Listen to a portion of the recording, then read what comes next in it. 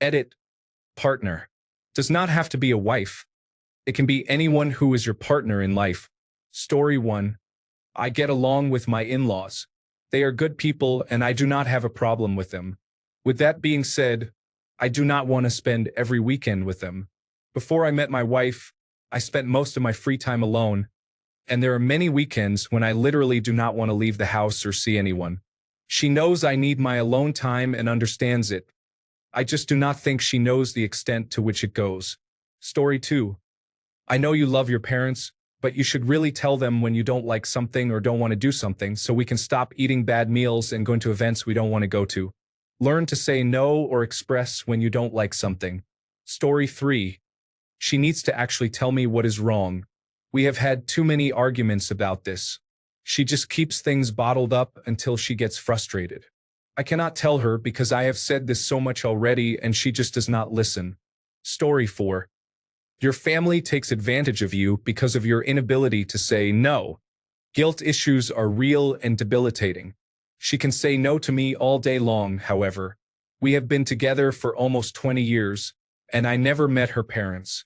They both passed in her early 20s, which is where the guilt, trauma, and fear of missing out come from. It's the extended cousins, but she is getting there. Story 5. Kinda more specific. And a bit of a secret that I live with. Our first date was a concert, and we had our first kiss during a song. A few years later, I proposed at the same band's show at the same venue as our first date. She has bought decor and themed our entire life around the song we had our first kiss to. Quotes of the song are everywhere, posters on the wall, everything. But that's not the actual song we had our first kiss to. She didn't know the band at the time we had our kiss, and I just told her it was that song a few days later. The song is one they play at every show, not the one we actually kissed during, which is moderately rare to be played. I know if I told her this, it would be a terrible fight. It's a secret I'll live with forever. It's an amazing song and fits the theme of love far better than the actual song. And seeing her face every time they play it live is worth the secret. Story 6. It is okay to apologize when you make a mistake or when you say something you do not mean. Being stubborn because you do not want to lose is actually a loss in the long run. Story 7. You are very intelligent and are often right, but you need to learn to relent when you're not. The goal of an argument isn't winning. It's finding a solution. Some people have pointed out that solution would have been a better choice of word than the original conclusion. So I adjusted it. Story 8. When I get home from work and spend 10 minutes sitting silently in the car before I come inside, that is not a personal slight against you. That's part of my routine that existed years before I had any wife or kids at home, even when I lived alone, and it helps me reset my brain energy before fully transitioning from work mode to life mode. It contributes well to my stress management and mental health, and I don't want to give it up just because you're too offended to make an effort to see my point of view. Actually, maybe I will tell her this. Story 9. Quit drinking every day. It's a poor example to our kids. It's draining our accounts. It's terrible for your health. And it's destroying our marriage. I have told her this, it just doesn't stick and usually causes a fight. Edit. Holy smokes. I did not expect so much response and support. Thanks, everyone. I will definitely look into Al-Anon. Story 10. No, I don't always want to say a quick hello to your mother when she's on the phone and done talking with you, or she's talking so much that you are trying to push her off to me. Stop that. Love you. Story 11. If I spoke to you even half the way you speak to me, there would be no relationship. You need to learn to control your feelings and stop being so combative about everything. Story 12. To hurry up when we have to be somewhere. Always 15 to 30 minutes late everywhere. This post is fun to see all the unspoken issues we most likely all feel. Story 13. Your friend is a piece of shit for switching on you as soon as the business started making money. You helped her and did more than you should have been doing as a business partner. I know it's hard for you, but there is no way you should even be communicating with her after that. And don't even try to bring my kid around her. Forget that. I'm all for forgiveness but not forgetting. Story 14. Ironically, her mother, whom she looks up to, is the most toxic and stressful person in her life, not her bipolar sister. Her mother is hypercritical about everything and always turns everything into a negative despite having accomplished literally nothing in her life. Story 15. You are better at saving than me because I pay the mortgage and all of the bills, not because you are better at financial management. For the 900th time, please contribute. Story 16. I want to tell her that I don't like the way she decorates the house. We have rainbows and unicorns throughout the house. Angel statues, Buddha, Jesus, Ganesh, candles, bells, and chimes that hang from the ceiling that you bump your head on. The kitchen has a full assortment of fridge magnets, and the counter features a festive shrine that she changes to fit the current holiday or celebration. I swear, it looks like Rainbow Bright lives here. I mentioned one time that I didn't like the glow-in-the-dark stars above our bed, and she went nuts. Story 17. Your dad is not a great guy who happened to have messed up a few times. I've met the man, have met many men like him, and know for a fact he's coasting through life on the goodwill of women who will forgive him. Story 18. Divorced now, but I'm glad you had an affair. I was miserable for years and they're out of duty. I did love you, but you stopped being my girlfriend and even my friend the second things got tough. Your exes cheated. I didn't. I never deserved to be punished for their actions.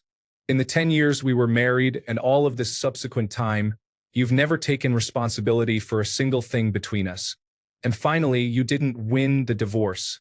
I gave you nearly everything you wanted to maintain my relationship with our son, all while knowing about your affair, knowing you were lying to me and stealing from me. I'm far from perfect and made plenty of mistakes, but I haven't deserved this.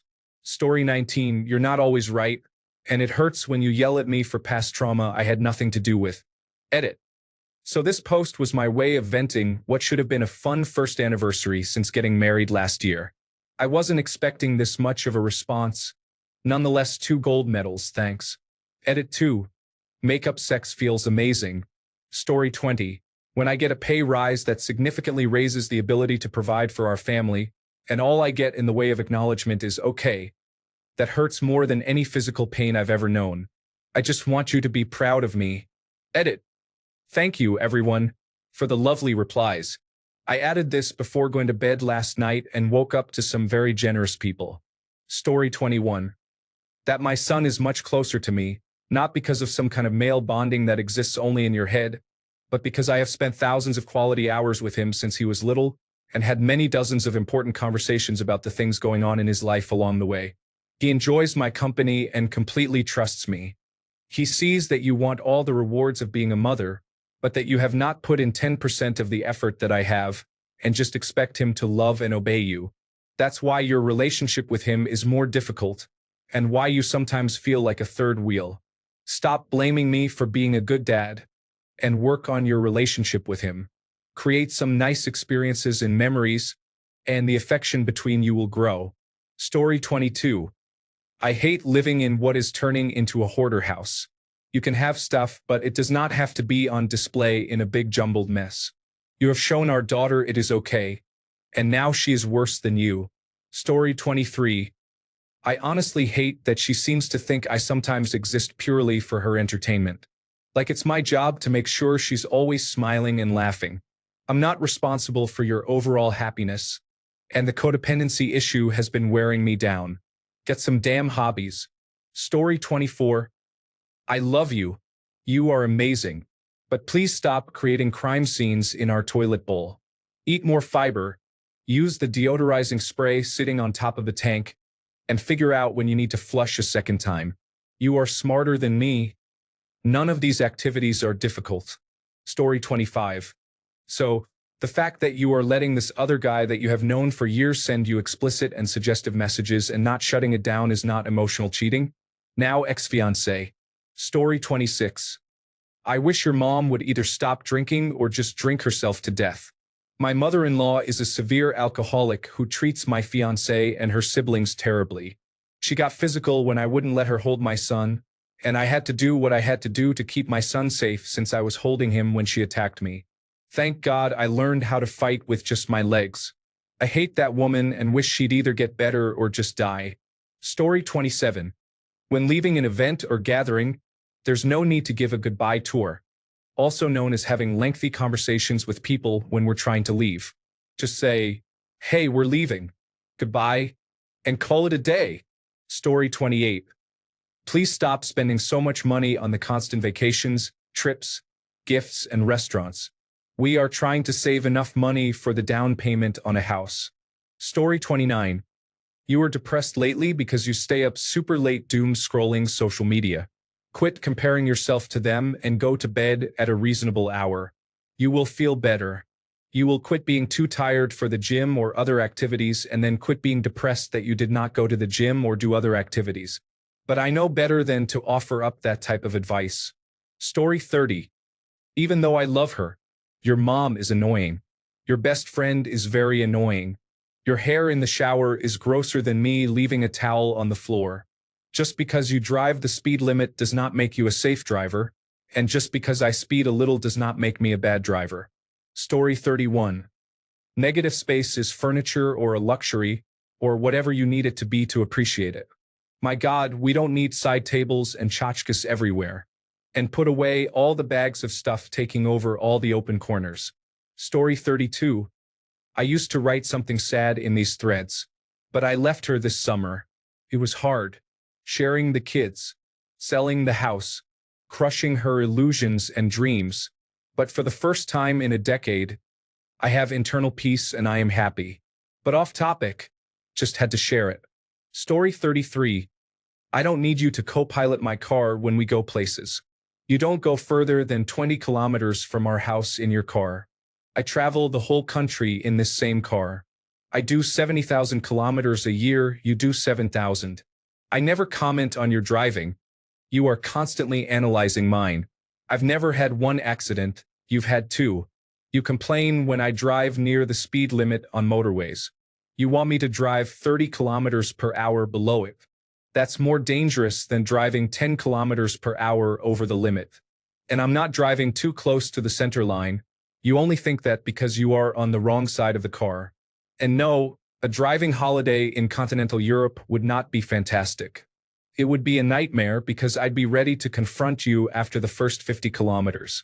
That kind of stuff. And don't get me started about Christmas. Story 34. I may get off work 2 hours before you, but that doesn't mean I spend that time playing video games. I'm doing laundry, dishes, walking the dog, taking a shower, and so on. So when you get home and get annoyed that I want to play Xbox, it really feels like you don't know what I do to keep our lives semi-organized. Also, take a shower more than once a week, start finishing television shows, and maybe make dinner every once in a while. I'm tired of eating fast food or having to make food for both of us myself. Love you. Story 35. I know it's hard for you to be in social situations, but I wish you would stop putting me down in front of others so that you can easily build a rapport with them. The common ground you try to build while talking about some of my shortcomings should not be an icebreaker to build yourself up in front of our friends and family. It hurts. Story 36. To my wife, you ever heard of the golden rule? Treat others the way you want to be treated. I love that rule, but I take it a step further. I call it the platinum rule. Do something for your significant other that brings a smile to their face. I hate receiving flowers. Guess who gets flowers? You. The pastries you love so much? I travel 2 towns over on my lunch break to get them for you. The professional holiday pictures? Yes, every article of clothing I'm wearing for that event is picked out by you, down to the socks and uncomfortable shoes. Yet, when I ask you to wear those cute shorts around the house, I get a no and an eye roll. Watch a documentary with me? Nope, too boring for you. Yes, I guess my smile doesn't matter. You want me to be tailored to you. You don't want to do anything for me. It's not that I am a slave. I am just a cog in your machine that creates order in your life. You see, honey, there's nothing lonelier than being with the wrong person. But we have a child together, and we're great parents. I just miss the woman I dated. You stopped being my girlfriend the minute I put a ring on your finger. Story 37. Many of your friends are not supportive and do not care about you, and your best friend is a negative influence and represents the type of people you should avoid. I have expressed this in more respectful terms since these are all old friends.